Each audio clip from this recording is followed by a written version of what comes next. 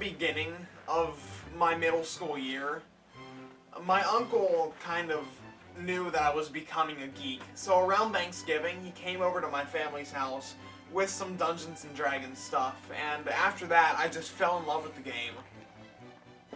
Some of my hobbies that people would consider geeky would be definitely playing Dungeons and Dragons, a card game that's been around longer than Yu-Gi-Oh! Called Magic the Gathering, and cosplay. A friend of ours started the D&D group in 8th grade, but we didn't really start actually playing until freshman year. We had our character sheets ready, but we didn't start playing.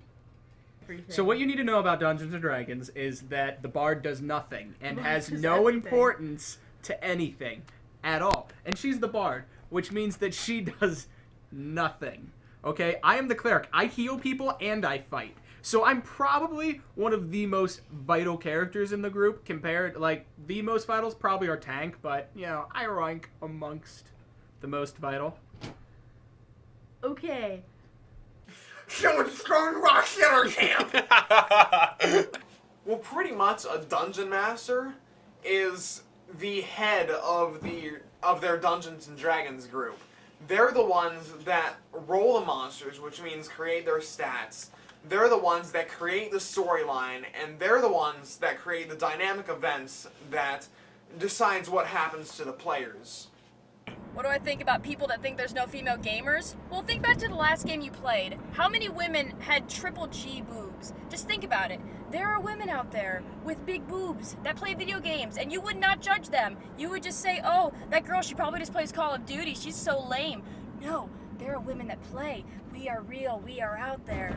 Well, a memorable night for me, and I think most of the rest of the group, would probably be one of our first sessions where Corey Blanton punched a creature called a kobold. It's like a level -3 monster. But he punched it so hard that it literally exploded all over the one behind it.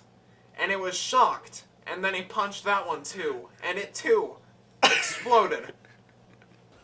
Well, the first time I actually started getting made fun of for being a geek, because trust me, it eventually will happen, was when I was in Canton City. It was mainly just sarcasm.